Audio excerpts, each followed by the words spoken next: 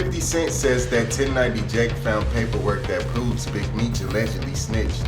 50 Cent posted, Tammy Cohen, the truth and nothing but the truth coming soon. 1090 Jake tomorrow, got that paperwork, you know the vibe. 50 Cent is on a full-blown mission to expose Big Meech, and this time, he's coming with so-called receipts. He's swearing up and down that he's got the real paperwork, claiming Meech was working with the feds. But just when you thought it couldn't get any messier, here comes Lil Boosie jumping right into the mix.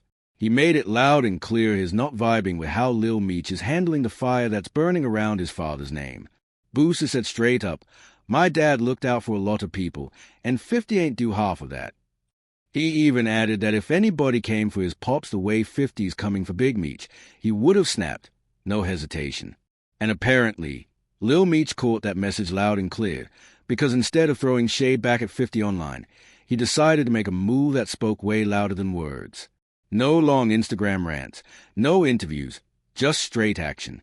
Lil Meech went and linked up with two of 50's biggest rivals in the game, Rick Ross and Floyd Mayweather, and they made sure to rub it in. Floyd's out here promoting his car show like, yeah, June 7th, get your tickets right now, while throwing slick shots about who's really making the most money. That link-up alone had the internet losing its mind. Of course, 50 wasn't about to sit quiet and watch that go down. You already know how petty gets when pride's involved. He clapped right back, hard, calling out Lil Meech, Rick Ross, and Boosie all in one blow. He said loud and clear that he sees a play they're trying to run, and is not about to sit back and let anybody rewrite the narrative. But here's a question everybody's asking. Is 50 really going too far with all this, or does he actually have a reason to move the way he's moving? Now, 50's out here waving paperwork like it's Judgment Day, claiming he's got the official proof that Big Meech cooperated with the feds. And this time, he's saying it's not just talk, it's real court records. Real names, real dates, real signatures. He's doubling down, telling the world this isn't internet clout chasing. This is federal-level truth. But Big Meech already shut that all down weeks ago, swearing he never folded, never told on a soul. Still, 50's not letting up, saying he's got documents tying Meech to a third-party corporation deal through one of his old associates. Then things went completely left on February 25th when one of Big Meech's closest allies got dragged into the chaos. 50 wasted no time blasting it all over social media, dropping what he called receipts with a screenshot from YouTuber 1090 Jake, the guy famous for exposing everyone's snitch paperwork. According to 50, and what Jake allegedly sent him, the documents tie Meech's longtime associate, Tammy Cowens, straight to a massive federal case. And if even half of that paperwork checks out, it's about to raise serious questions about how Meech's sentence got cut down so smooth. In his caption, 50 didn't hold back. He wrote, Tammy Cowens, the truth and nothing but the truth coming soon. 1090 Jake got that paperwork dropping tomorrow. You know the vibes. This wasn't just about friendship anymore. This was supposed to be loyalty. But the streets are already whispering, and the story's turning scandalous real fast. People online are buzzing that Tammy might have been running a double game from the very start, allegedly feeding the feds inside info that Big Meech trusted her with, while secretly setting up major players behind the curtain. According to former BMF member Blue Da Vinci, Meech didn't just see Tammy as family, he handed her the keys to the whole kingdom. After his 2008 arrest, he made her head of BMF Entertainment, giving her full control over the brand. But by 2009, the tables turned fast. Rumor has it, Tammy allegedly switched sides and started working directly with the FBI. And that's when things got real messy. Because if Tammy was already linked with the feds before Meech's sentence got sliced down, everybody's asking the same question. Did Meech know? And even crazier, was he quietly cooperating through Tammy without ever signing a thing himself? Some people are saying 50's proof ain't nothing new, that it's the same old paperwork recycled for clout.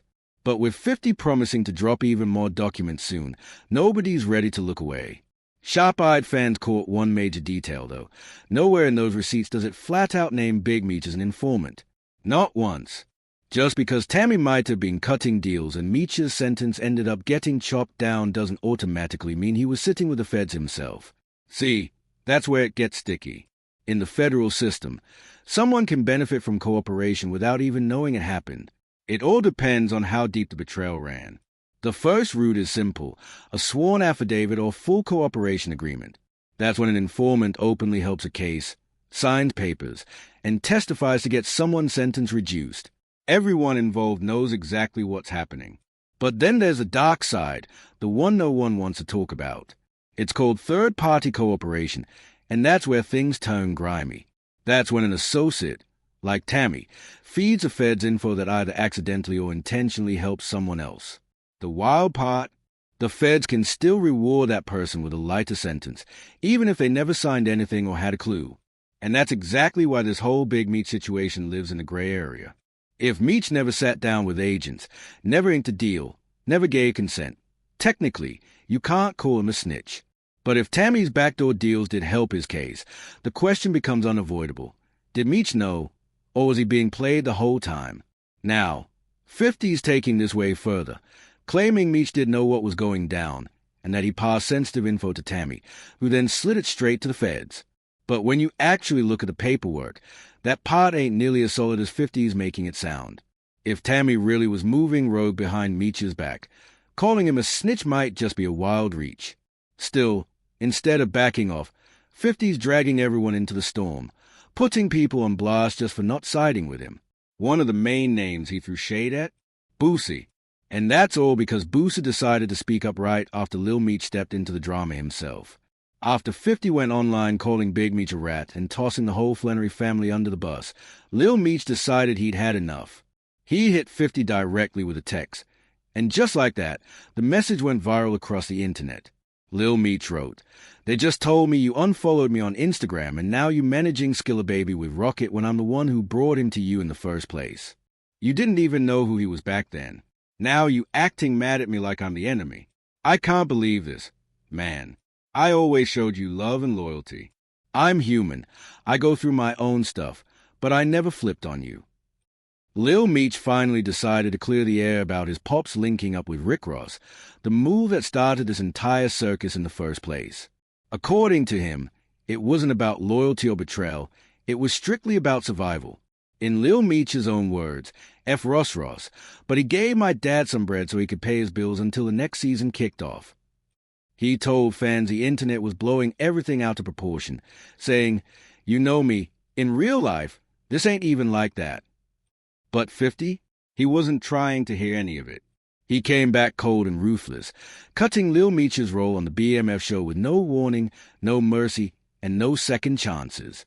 Then 50 twisted the knife deeper, posting, "What next season? Lil Ninja's acting career just got chopped before it even started." And because petty is his favorite sport, 50 jumped right back online clowning Lil Meech, saying his next stop will be Love and Hip Hop, Atlanta. He acted like he was giving career advice, but really he was throwing bombs. After roasting Lil Meech, 50 shifted gears and went for both Rick Ross and Big Meech's parenting, dragging up old footage of Lil Meech and Ross's daughter, Toy Roberts, when they used to date. He captioned it with slick shots, asking why Rick Ross never looked out for Meech's family while Big Meech was locked away for years. But that wasn't enough for 50. He kept going, writing, "Why didn't old boy look out for Meech and send him to acting school? Big screech. All your people were out here doing nothing for him. You came home thinking you the Black Pablo Escobar and messed him up." Then he hit Meech with another low blow, claiming he's the real reason the Flannery family stayed fed while Meech was locked down. According to 50, he helped him pull in over $5 million in legit money, then mocked Meech saying, "It ain't my fault that money's gone. Be real and give the baby back his jewelry." And of course, 50 wasn't done taking shots. When Boosie got asked about 50 airing out Lil Meech's private text, Boosie didn't hold back either. He said straight up he didn't respect how soft Lil Meech handled the situation, claiming if someone came for his pops like that, he wouldn't have stayed calm. He would have gone off on sight. Boosie might have said his piece, but Lil Meech clearly wasn't about to keep turning the other cheek. After all that smoke, he popped up shoulder to shoulder with 50's two biggest enemies, Rick Ross and Floyd Mayweather. And that move right there, that wasn't a coincidence. That was a loud message. Everybody already knows the beef between 50 and Russ runs deep, over a decade of shots, lawsuits, and flat-out disrespect. The whole new wave of drama started the second Big Meech got out and started kicking it with Ross like they'd been tight for years. And let's not forget Floyd Mayweather. Once upon a time, 50 and Floyd were like brothers, until money and egos tore them apart. So Lil Meech showing up laughing it up with both of them? That's not friendship. That's a statement. You already know 50 wasn't gonna let that slide. On February 21st, Lil Meech posted a photo of himself chilling with Floyd and Ross at Lucky Strike Bowling Alley in Miami. All smiles, no worries. Then he doubled down with another post, just him and Floyd showing off exclusive pieces from his Red Letter One clothing line, the same brand that once flopped but now looks revived. He even gifted Floyd a few custom items right there on the spot. And the caption? Just 2 words, real power. A direct jab at 50. Ross and Floyd jumped on a cool mid-party to show love to Big Meech on speakerphone, making sure 50 heard every single word. Floyd even joked, I ma send some wings over there. That line alone said it all. 50 Cent is officially done with the Flannerys. No apologies. No fixing it. No coming back. Let's not forget, 50 didn't just name-drop Meech in a couple of songs. He literally built an entire empire around the BMF legacy, putting that story on screen and giving the whole family a platform seen by millions. And it didn't stop there. He handed Lil Meech a golden ticket straight into Hollywood, gifting him a lead role that could have turned him into a superstar overnight. But instead of loyalty, Lil Meech chose chaos, standing shoulder to shoulder with Rick Ross and Floyd Mayweather, 2 men 50's been at war with for years. That's not just bold, that's personal. And 50's making damn sure everybody knows exactly how he feels about it. The internet's now split in half. One side saying 50's doing too much, exposing private convos and labeling Meech a snitch without any solid receipts. They are calling it pure ego, not facts. But the other side? 50's Day One fans. They're riding for him like it's gospel. They say after everything he did for Big Meech's family, he's got every right to feel betrayed. Either way, the story's heating up fast, and you can bet the drama's nowhere near done. If you made it this far, smash that like button, subscribe for more wild updates, and drop your thought in the comments, because this one's just getting started. Peace.